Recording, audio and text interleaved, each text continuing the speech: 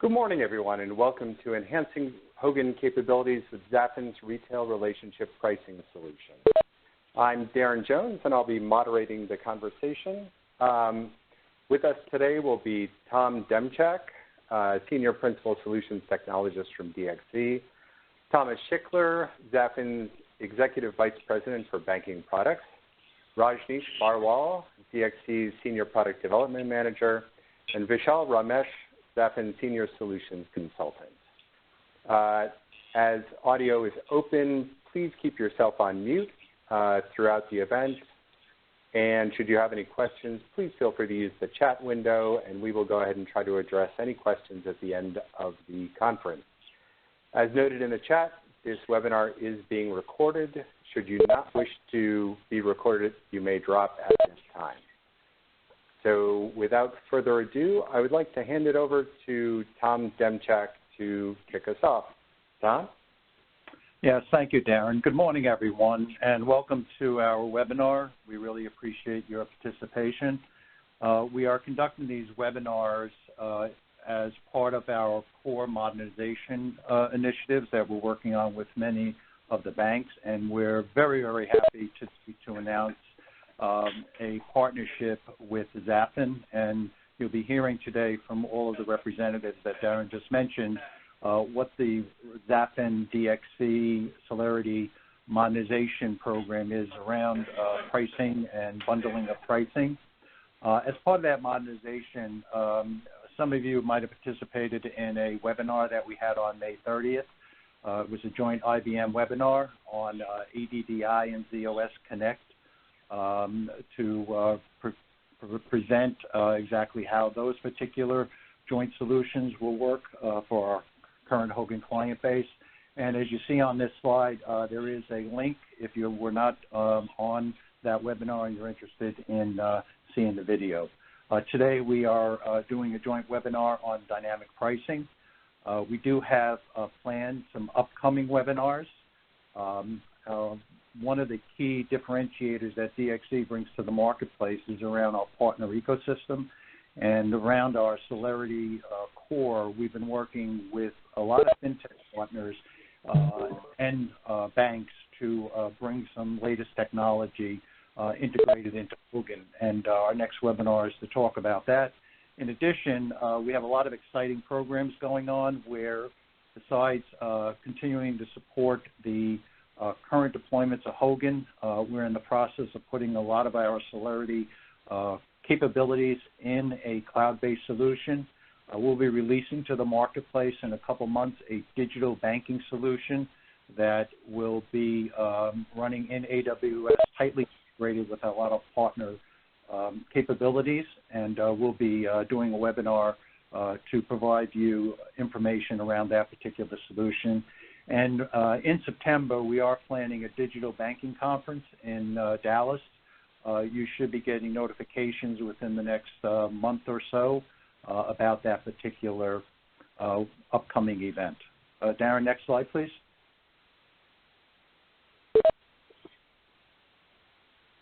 Next slide, please, Darren. Thank you. As I mentioned, today we're announcing a very strategic partnership with Zafin. In fact, there is a press release that was issued today about our collaborative initiative. They are a very strategic partner in regards to enhancing the capabilities around managing risk and increasing customer lifetime value for your customer base. You'll hear later today in this webinar about exactly how that's going to work. From an overall benefit perspective, this will allow for standardized data that we're developing and releasing to the marketplace from Hogan, which will interface with the Zafin SaaS pricing capability, which will allow for external pricing and product incentive programs around relationship pricing and other type of incentive programs that banks can offer your client base to retain your clients and also increase your customer base. And with that, I'd like to turn it over to Tom Schickler from Zafin.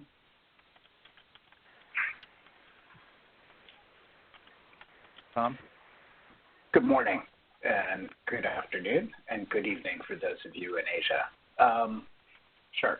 Darren, if you could skip ahead a slide to, actually, next one. So what I was hoping to do with you today is a couple things. One is kind of socialize with you the range of what Zafin solves for, and then delve into a little bit more deeply something that Tom touched upon, and kind of specific opportunity and strategic one that we see for you, which is around, while you're modernizing your core, how you might externalize deposit pricing to create a strategic advantage, both from managing the portfolio on a broad basis, as well as specifically kind of customizing your pricing for the particular segments that you serve. So as Tom alluded to, we as well view the partnership with DXC as strategic. We think that our solutions complement each other very well and can deliver a significant value in the way that we're actually configuring the integration between us. Darren, if you could, if we can move ahead one slide. So when you look at our footprint, you can see, one, it's global, and two, and we haven't really illustrated it here, but I would share with you that it's equally kind of based on serving both retail as well as wholesale banking clients. And why that's important is because, obviously, while there are differences in the way you serve the clients, and when we talk about the way that you deal with particular relationships across wholesale and retail, you'll see that illustrated. But at the core, the products that we make use of to serve those clients are very similar. And so what we have is a scalable platform, which is equally suited to address both retail as well as wholesale banking needs. Darren, if you could move forward from the slide. So our product set, and I'm going to talk about this a little more in a little more depth about each product, but effectively what our products do is enable product and pricing control and execution. And this in turn helps you manage your conduct risk exposure, making sure that you can enable fair outcomes for your clients and consistency across your product portfolio, across the segments that you serve. Our solution is fully cloud-enabled via Microsoft Azure. And what we've experienced to date, and I think this is really important given the nature of the solution, is that our clients are able to implement in fairly short period of time, 3 to 6 months. We believe with the introduction of the connector between ourselves and Hogan for those clients who make use of it, that implementation could be potentially even faster and even lower cost. Darren, if you could, I'm going to delve into each of the products now. So if you look in the middle here, and I'll start with the product master. This is effectively a system of record for all product information, and a place in which you can manage all of the product variants across your portfolio and effectively deliver the information around your products to all the channels that you make use of for the variety of your clients, as well as be the kind of system of truth for which all your product processors make use of for all their product variants. So a central point for all of your product information. When we talk about how that becomes very powerful, if you look at the left side and you look at both offers and rewards in Deal Manager, these are two solutions which enable you to provide multi-product solutions to your clients and be sure that the appropriateness of the solution is determined based on the eligibility criteria that you've set for them. So in offers and rewards, what we're really helping you do is assemble multi-product bundles, especially oriented towards retail, in which you can establish criteria for eligibility for that offer, manage the duration of the offer, and the contractual compliance with that offer. And for those clients who are eligible for that offer, you're able to identify rewards associated with the offer. So let's say in deposits, you were trying to incentivize incremental deposit growth, and this is something that we're going to illustrate in our demo later on. For those people who qualify, you can pay them an increment in terms of basis points for that extra funds that you've attracted through the offer. Deal Manager is a solution which is more oriented in the wholesale space, and it's for those more complex bespoke client arrangements in which you're going to have to assess on a scenario basis the total relationship value in terms of potentially whatever the target is. Let's say you use return on equity, and then set the pricing across the portfolio, both of the fee as well as interest rate related products, both deposits and lending, in order to identify the appropriate pricing mix which is suitable for that client. And the good thing about Deal Manager is that once you've identified that arrangement, you've done the necessary workflow, which in the instance where an RM requires approval from a more senior manager, and that approval has taken place, that customer arrangement could be fed downstream into the billing application, which means that you're not only have robust controls around the deal that you're creating with your client, but also assuring contractual compliance there too once you begin executing against that deal. Our rates and fees capability, and I'm going to illustrate a bit more around this, is very effective for controlling the basis on which you charge your clients, both for fee as well as rate-related products. On the rate side, that would include deposits, lending, and FX. The billing solution, which I referred to earlier, is what's made use of typically in wholesale for the periodic invoices which you would issue for your bespoke client arrangement. Darren, you can move forward. So from Zafin's perspective, we don't seek to replace, we seek to complement the bank's infrastructure. So we see ourselves as an overlay that enables enhanced product and pricing control. And that's what we've tried to illustrate here, and it's consistent with our partnership with DXC, in which we are streamlining, if you will, the connectivity with the core banking system for purposes of improving the ability and flexibility of both multi-product offers as well as rate fee management. Darren, if you could move forward. So when I think about what key challenges we're helping to address, I would break them down into three categories. One is from a regulatory oversight perspective. Clearly, following the global financial crisis, regulators have been focused on a number of dimensions, and that in turn has impacted the investment that banks are making.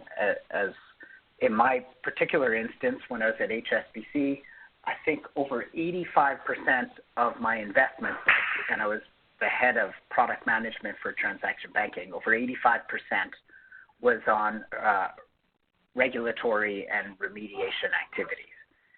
And they pretty much align to these three challenges. One, conduct risk, assuring fair outcomes for clients. Two, Basel III, responding to the greatly enhanced liquidity requirements that were imposed by Basel III. And three, best execution, especially around rate-related products and very specifically FX, both direct booked FX as well as transactional FX. From an infrastructure standpoint, a couple of the issues that have accrued is one around dealing with legacy systems and the ability to have the level of flexibility to respond to evolving client requirements. That was one. Two, the emergence of real-time payments and the significant investment therein, and the implications of that being significant margin compression, both on the card side as well as on the broader payment side. You couple those two kind of challenges with the fact that the nature of competition has really changed. In addition to the banks with whom you've been normally competing, both fintechs and digital banks pose a new type of threat given their cost base, their regulatory oversight that they face, as well as their flexibility in terms of the solutions. And it is very important to recognize that in order to compete with those new type of competitors, it is increasingly important for you to deliver the full value chain of your entire platform to your customers in order to differentiate against a more monoline competitor. Darren, if you could move forward, please. So I wanted to focus on one particular opportunity which we think is strategically compelling for you, and that is the opportunity around externalizing deposit pricing as a strategic enabler. And there are two aspects to this which I really would like you to focus on. The first of which is something in our engagement with clients is relatively new, and that is the management of the rate basis from which you derive the client pricing for your deposits and loans, as well as foreign exchange. So, if you ask yourself the question, which is, if the Fed, if you're in the U.S., if the Fed moves 25 or 50 basis points, what's going to happen to your product portfolio from a deposit perspective? How does that move? What are the controls around that? What are the systems that are affected?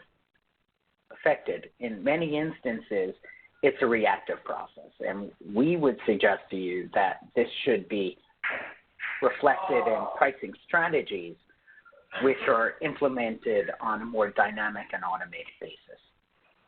So one aspect is, how do you manage the rate basis? The second aspect, which is part of the subject today, which we talk about relationship pricing, which is all around customization of the rate for a particular client type or segment. We believe both of those elements are key to building a foundation for managing your deposit and even loan and FX pricing. As you look to increase the optimization by introducing artificial intelligence, machine learning, et cetera, to manage pricing dynamics to incorporate price elasticity. So the first two elements we see as really critical and foundational for really bringing your full range of pricing to the next level. Could you move forward, Darren? So two aspects. One, for deposit pricing is something which we refer to as rate determination. So if you look at the left side of the slide, this is where effectively you'd be manufacturing, if you will, the bid rate. Now, typically in deposit pricing, two types of deposit rates. One that is indexed, in which case your client price is explicitly linked to an index. And following the introduction of Basel III rules, the relevance of index pricing has diminished because the price sensitivity implied with an index price means that you have to hold greater reserves against those deposits. So internal deposits priced on an internally set rate are much more attractive for yourselves. As a consequence of that, how you manage that bid rate through the cycle becomes increasingly important. And what we provide is a mechanism and an algorithm which enables you to take a variety of rate inputs, set some what we would call trigger conditions to monitor the inputs. So let's say you were incorporating Fed funds as a component of your bid rate. You would monitor the movements of Fed funds to determine whether or not there's been a sufficient move in order to trigger a move of your rate basis. So that rate determination really is critical for you to optimize your margins through the cycle. The second part of deposit externalization and rate management is around customization. And this is where you would be adjusting specific client margins from the bid rate in order to create the final rate to your client. And in order to do so, you would typically make use of a wide range of attributes, which could include things like the segment, the relative value of the client, whether they're staff, new clients, et cetera, and incorporate those to determine the specific margin to arrive at the final deposit rate. We see both of these components to be fundamentally critical to optimizing the management of your deposit portfolio, and really necessary to do that is to effectively externalize this from the core banking system, which is not necessarily designed for that type of algorithmic computation. So I'm going to turn it back over to Rajneesh, and then what you will hear later is Vishal is going to kind of walk you through a demo of our system, which incorporates both the externalization of deposit pricing with offer management to both optimize your deposit portfolio as well as accelerate the growth thereof. Thanks a lot, Tom. Good morning, good evening, everyone. Can you please go on mute if you're not talking? Thank you. So I would be today. I would take you through what DXC has done in symbiosis with Zafin to come up with the Hogan relationship pricing connector, which helps in passing or the passage of the data files to Zafin cloud for processing, and then when the data comes back from the Zafin cloud, that data is getting processed by the connector, and then the transactions are posted to the actual Hogan databases. So the connector, the relationship pricing connector which we have built is a high performance connector, and the objective is to extract data from the Hogan processing environment, do the messaging of that data, reformat it, and send it to the Zafin pricing solution. The Zafin pricing solution do the processing on the data, send it back to Hogan connector in the form of rate and fee transactions, and those rate and fee transactions are then posted by the connector as part of the Hogan batch jobs to the Hogan databases. So I would say the benefit which comes with the connector is one of the benefits which comes with the connector is a high configurability availability.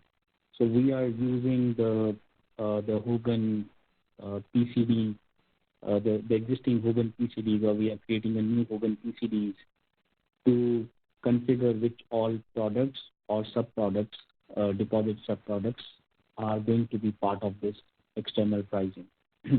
So once that configuration is done, in the batch run, all those accounts which are part of which are related to certain products or sub-products in the Hogan system and have an activity and there is an activity in a day in that account, either online or in the batch, all those accounts are getting picked up for processing by the Zafin engine or the Zafin SaaS cloud.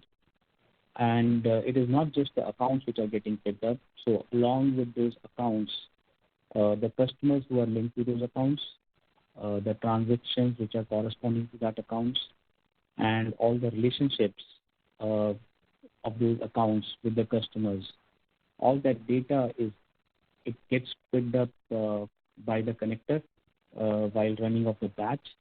And as I mentioned in the beginning, it's a high-performance connector. The reason I mentioned it as high-performance is we are writing all that data while running of the nightly batch into the high-speed PAM log database. And once the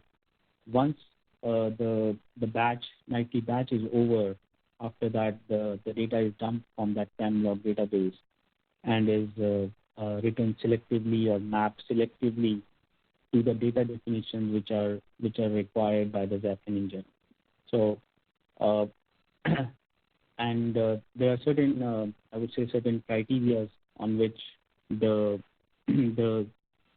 selection is done. So, some of them are like we have a new account which has been opened or an account which has been closed.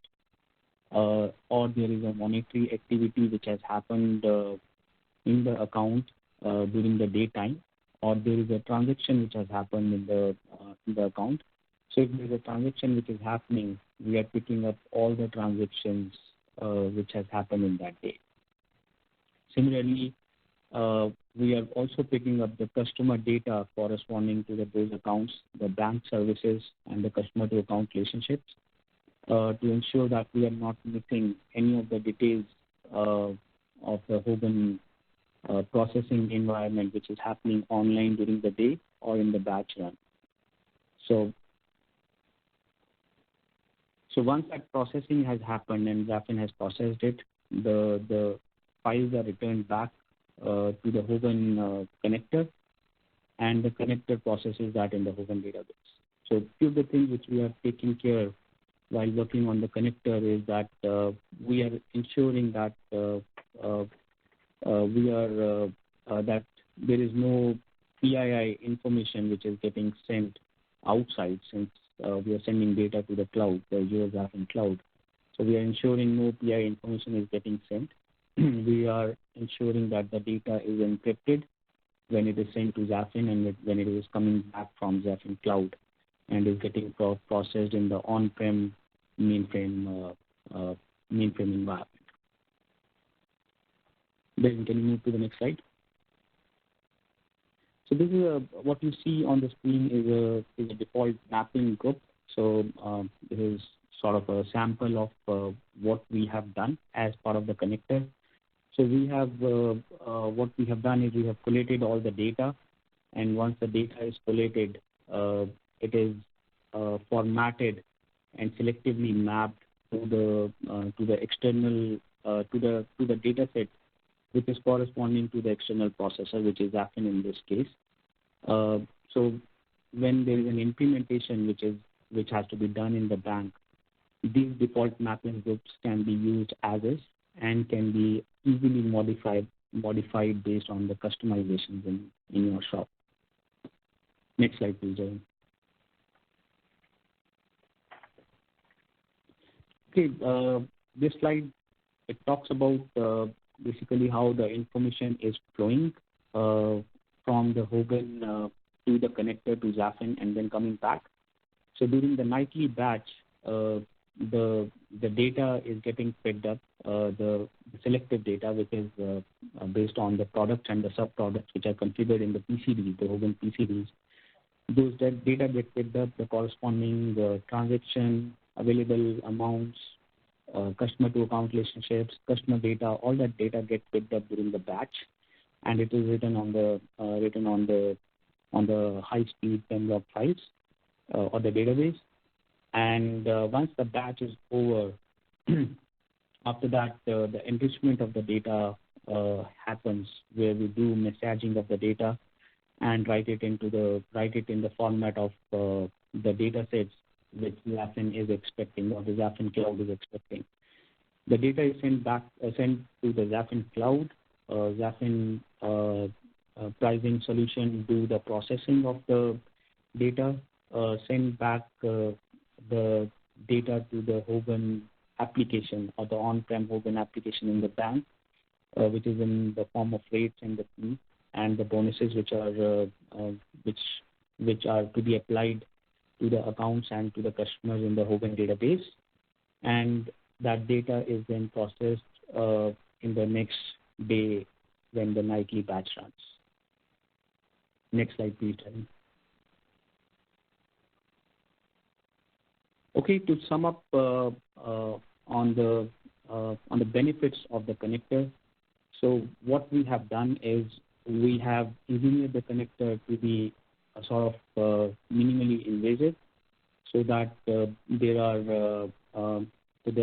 is not a much or a high level of implementation time frames which are required to implement the connector. Then another thing which we have done is we have provided the default mapping, or we have provided the mechanism or the infrastructure to do the default mapping, which is already available and can be used as is after making the customizations in the bank. Another, I would say, benefit which we are providing with the Hogan connector solution is that we are harnessing whatever Zafin is providing as a value proposition. So our solution is compliant with the products and the solutions which Zafin provides as of today, and it is also future-proof, so that the next solutions which are coming, or next set of solutions which we are proposing or coming in the future, we have the capability or the infrastructure already available with the connector to incorporate those solutions with the Hogan applications. So I would the last thing which I would say of closing is that we, DXC and Zafin, are working very closely and in an integrated environment where we are aligned to upgrade the product or the connector based on the new offerings or the enhancements which are coming in the Zafin application. So with that, I would like to hand over the control to Vishal for showing the demo, the Zafin demo.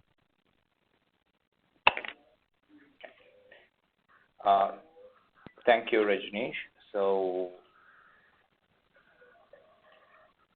just jumping into my demo screen now.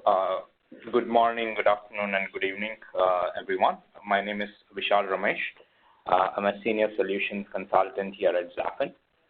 So the scenario today that we are going to walk through and demo our solution is the scenario that Tom Schickler alluded to when he was providing his presentation, is how we can externalize deposit pricing and also help banks create cross-product conditional offers and launch certain strategies, pricing strategies in the market, and do so in a very quick, time-efficient, and cost-efficient way that not only generates more acquisition deposit from their customers, but also results in a lot of operational efficiency when it comes to ensuring that on an ongoing basis, that is the price point that's actually applied to the customers, so that they are honoring the contract with the customers and also providing the relevant level of transparency in pricing to the customers as well as the regulators. So the scenario that I'm going to walk through today is a scenario where a particular bank wants to come out with an offer or in the market which takes into account that you can provide a customer with a very personalized price point based on various relationship-based factors, geographical and segment-based factors at even the point of origination. And on an ongoing basis, make sure that the customer is honoring such commitment. And in case there is a default in behavior, you can change the customer back to a standard pricing. And all that process is automated and governed and even built by a business user, minimizing the technology involvement in the whole process of creating and launching such offers and campaigns in the market. So the example we are seeing in this particular context is an offer where customers who are going to be onboarded to a new savings product or a money market product, based on the relationship of existing relationship they share by having a checking account and being in certain segments and using certain channels for onboarding, the rate at the point of origination they get is different based on the micro-segmentation strategy that the bank wants to follow. So I'm going to jump into the demo application and show you how this strategy can be built by a business user within the application and taken through a quick approval process and launched into the market in a very quick and efficient way.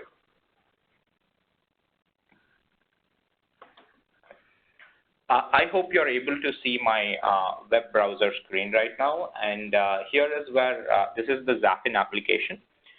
So once I log into the application, I'm logging into the application right now as a business user of the application. It's most often a product management group, or it can be an end user of technology groups as well. Once I log into the application, I have my own draft in which I can enter. So the master contains all the active configurations and active pricing that is in the market right now. But as a draft user of the application, I'm able to create my own strategies. I'm able to create my own products and pricing. And then only through an approval process, I'm able to take it through the final master mode. So to create such an offer, I come into the offers and rewards section of the application. And I'm going to hit, if I hit create at this stage, I can create a new offer. Else I'm able to access pre-created offers. So this offer is obviously pre-created. So just to create it is when you can hit create and fill out these placeholders. And once you've filled out these placeholders, assign the business rule around how pricing is computed. This offer is ready to launch into the market by taking it through an approval process. So you can either start by defining these offers as a short-term offers by providing a start date and an end date, or you can launch it as a long-term bundle with the bank. Enrollment options can be based on an open enrollment concept where any customers who satisfy a bunch of conditions, they get a price point, or you can specifically enroll customers based on certain customer attributes into a target list and ensure that this offer and the rewards that go out of the offers is only applicable to customers within the customer target list. You can additionally set some targeting conditions. So, and setting a condition is as easy as clicking the plus button here, choosing what is that condition, what is the basis of that condition. Is it based on a channel of account opening? Is it based on the region where customer lives, etc.? So you can configure such condition using the UIs of the application. In this case, the eligible customers for this offer are customers who are going to open this account using some digital channels, as well as customers who live in certain regions. And you just click on the add button and bring them in the configuration set, and that's how you can configure these conditions.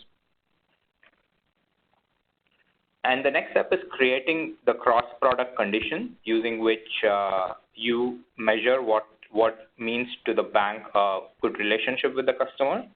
So in this case, what we've configured is that for a customers to get enrolled into this offer, the customer must have a checking account and then a new savings account. And under each of these accounts, customers could have any of these individual accounts as an enrollment condition. And since savings account is a new account that we are expecting, we ensure that we place a account opening condition, which means that this particular new savings account must be opened on or after a certain date to get qualified as a new account, and then it must be from certain channels and regions. The next step is to define what is the reward or the incentive that the customer is getting. In this case, the incentive is that we are providing a preferred rate for a customer based on certain eligible criteria. However, with the product, you just pick and choose from a list of rewards as to what is the reward that we want to provide as in the scope of this offer. And these rewards can be anything from a fee-based reward, like a fee rebate, fee waiver, etc., or it could be preferred rate, like the example you're seeing here, or it could also be certain rewards like a cash back or a cash bonus or loyalty points earned. And it's all available in this list to pick and choose and write the rules around how we compute those rewards. In this example, the rewards are mostly governed on top of one product, which we are selecting in scope.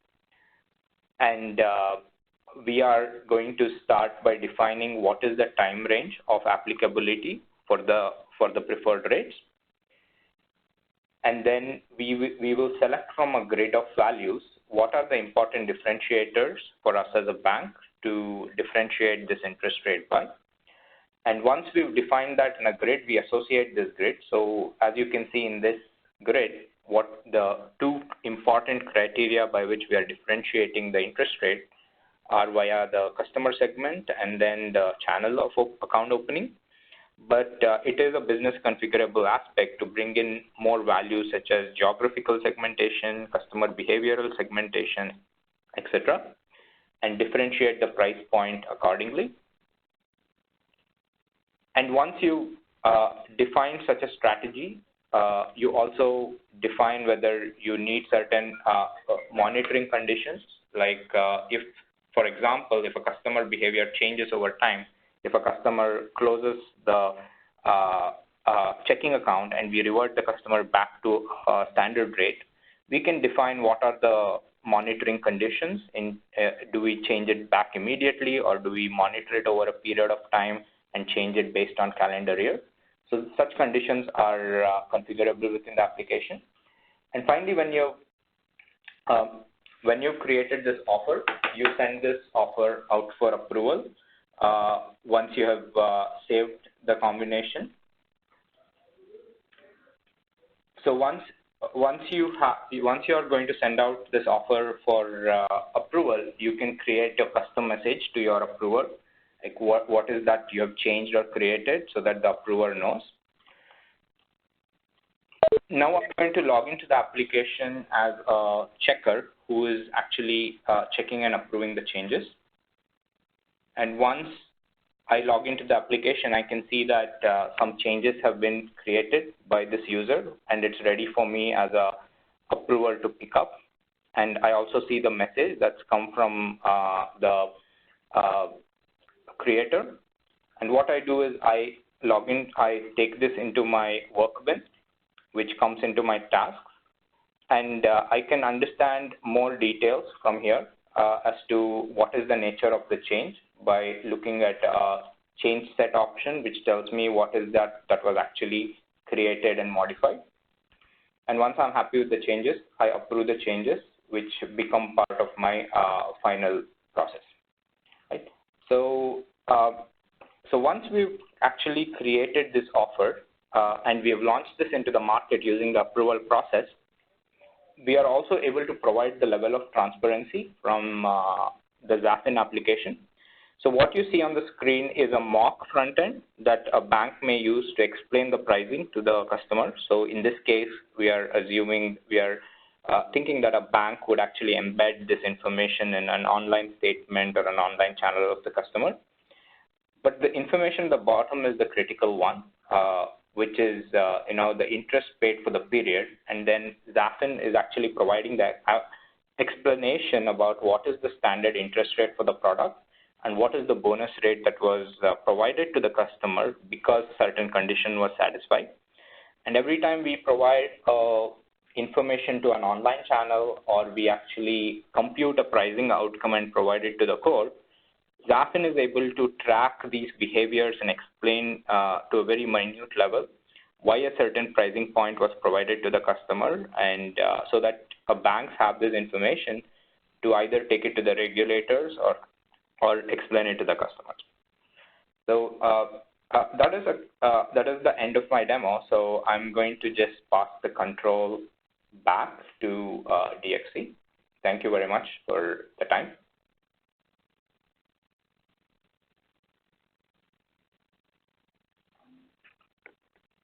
Great. Thanks so much, Vishal. I apologize. I had a little challenge getting off mute myself. So at this point, that concludes the main portion of our presentation. If anybody on the line would like to ask any questions, please feel free to unmute yourself, and please go ahead and do so. So how are the rates? How are they fulfilled on Hogan? After the software decides that this customer should receive this premium rate, how did we fulfill that in Hogan? Rajneesh, I believe that's. So I'd be able to answer that. So it's basically the rate processing is not getting performed on the Hogan side. The Hogan would the responsibility of the Hogan connector is to collate all the data which is corresponding to the account, corresponding to the customer, where the activity is happening in the day or in the batch run. The data is passed to Zafin, and Zafin pricing engine calculates the rate, our solution calculates the rate which has to be applied to that particular account. And that information, once Zafin has collated that information, it sends back the files to the mainframe environment or the Hogan environment, and then Hogan environment picks up the rates and applies those to the individual accounts or the customers. Did you develop like different, what are you updating on the Hogan AMS file, if you will? Sorry, what's that question? Can you repeat that again? You're passing us an interest rate, and then when we go through our nightly batch cycle, we develop accruals. So, I mean, where are you updating that rate on Hogan? So the accrual which is happening and the rate which is getting passed, so that is applied as part of the next day batch cycle. So once whatever Zafin has passed to us and has been accrued, that is in the next day batch cycle, we convert whatever Zafin is sending to the corresponding Hogan transactions so that those can be applied and can be applied to the accounts. So you're updating standard Hogan fields, nothing new for this, standard Hogan fields, so that when we go through accruals, it just goes through its normal processing? That is right. That is right, yeah. And all this is a day behind. So the batch starts, we send all the Zafin accounts through the cloud to you, our batch processes at night, then you send us these transactions, which then update the interest rate and maybe a fee, which would then get posted in the next night. Yes, that is correct. What was that? I'm sorry. Sorry. No, the rates are delivered such that you should be able to process them within the value date for which it should be associated. So there shouldn't be a day lag. Well, I guess I don't understand that. It's because before the batch starts, we send over those accounts, and then somehow we don't get those transactions to update till after the batch is complete, right?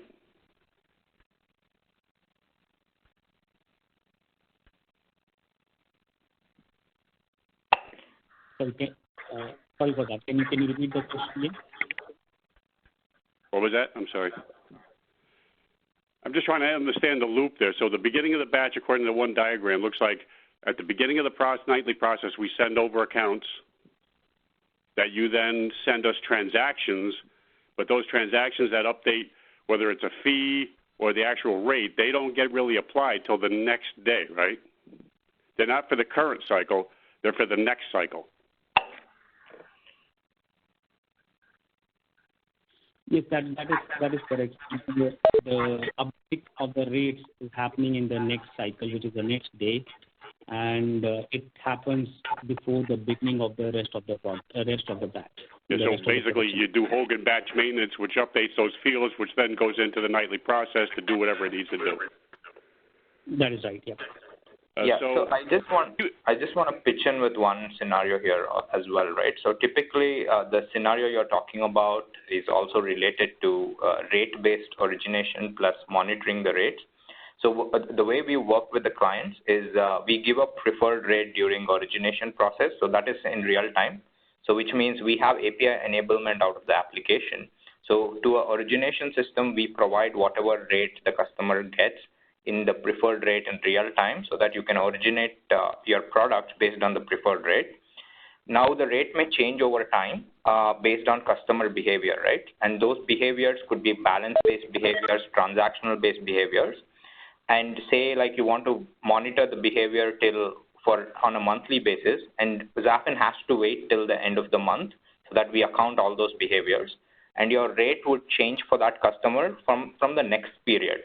So what you're saying is on point because we do have to monitor for a period and then change the behavioral rate from the next period onwards for the customer, right?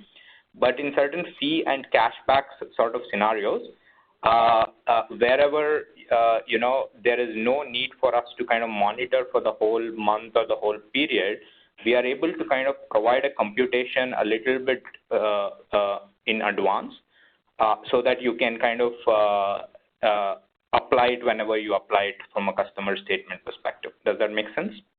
Yeah.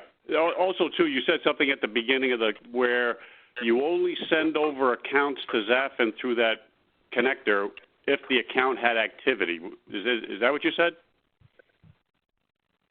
Yes, that is correct. So for accounts that had no activity, I guess we don't need to really update the interest rate for accrual purposes? That is absolutely right. So the connector would be picking only those accounts and the corresponding customer and the relationships for which there is an activity which is happening.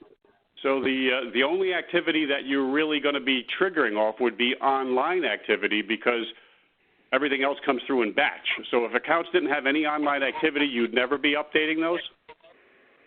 So it's like two different. Sorry, so this is two different conversations, right? So the aspect that Rajneesh was talking about are the transactional activity of the accounts we are getting, right? But that doesn't mean that we don't hold accounts in our system. So those accounts are already there, and we are we've already provided a rate to Hogan. So end of the day, the rate determination is what comes from Zafin. So which means we've determined at a beginning of a certain period, beginning of a date, could be or a month, whatever cycle that interest rate changes for a particular account, we've already determined that and provided back to Hogan so that Hogan does the accruals, right? So it doesn't, for us, we don't have to give that rate on an everyday basis as long as that rate has a change. And that change can be based on transactional activities or other activities within customer accounts.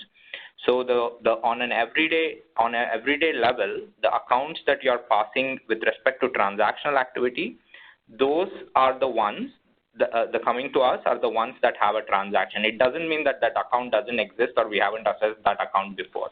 Right. So for any accounts that don't have any activity, you would only update those rates if something changes on Zafin to either increase or decrease the rates, or on some periodic basis where you would reevaluate and set a new rate. Correct. So that's the ideal way of working, right? So unless a bank really wants us to irrespective send rates on an everyday level, that is something that we would accommodate as well in case that is something that's because of a solutions issue, we need to do that. But also, too, if an account, and I'm just saying, if they don't have any online activity, but every night they get batch activity, they would never get updated until this interval occurred. Hey, can I interrupt just to ask a more general question because we've got 5 minutes and I have a hard stop. So if we're interested in exploring this technology with you, are you guys prepared to make on-site visits so that we can actually present this and include some of our business partners in your presentation? Absolutely. Okay. We do that regularly. Okay, and so who would I reach out to? So so this is Darren from DXC. I will be going ahead and sending out a thank you and follow-up emails that will include the contact information, and we will be happy to arrange for either an online demo or an on-site visit at your convenience. Okay. All right, thank you. What version of deposits and umbrella do we have to be running? So this is independent of the deposits and the umbrella version. So it would work, whatever version you are on as of today, it would work on that. There are certain, the existing connector which we have built on the base version. So there are certain modifications which would be required based on the deposits application which you have, but there is no dependency on the umbrella version. Umbrella, okay, and I missed the deposits version. There is a dependency on the deposits version? I would say not a dependency. I would say it is more of the customizations which you have done in your deposits environment. Those customizations. We need to be able to. We need to be running PEM logs, though, right? Yes, that is right. Yeah. Okay. So at least to put deposit 2.0. Because we are writing the PEM logs. Yeah. So can we modify? I'm asking all these questions because we're moving in your direction. We're bringing Zafin on board, so we're trying to solution our own methodology. That's why I'm asking all these questions about how you guys what you're doing. So, can you substitute the PEM log? Sorry, can you repeat? There's your voice break off. So, but there's a question about PEM log. What's that? Joe, are you able to repeat your question? Well, yeah, is there so we're not using PEM logs. We're on an older version of Umbrella where we're not using the PEM logs. We're still on report tran A and B. So, I mean, can we change that around or not? Yeah, I need to check that with the technical architects over here and see what solution we can provide to you. Yeah, kind of along those same lines. Besides PEM logs and report tran, can you also verify if it can run with MVS logger? Yeah, sure. I can do that and come back to you. Just a side note from Zafin's perspective, we've grown up in a world of integrating with almost every core system. And in this situation, we've accelerated things because we've created this partnership with DXC. So we've come into some pretty difficult situations, such as the largest bank outside of China who runs our pricing solution. And we tend to integrate with multiple back-end systems. But in this specific case, we have built this connector jointly with DXC. So it accelerates the time that you have to integrate the mapping. So just wanted to leave that with you. And we can talk about that further on an on-site visit. Great. Thanks so much, Thomas. It appears that we are hitting the top of the hour. So basically, as a follow-up, what I will be doing is sending out a thank you letter to everybody who is on the call, as well as the contact information if you'd like to pursue additional information. This webinar was also recorded. I plan to share the link probably early next week once I get a chance to review it. And you can pass that on to any of your colleagues who are unable to attend.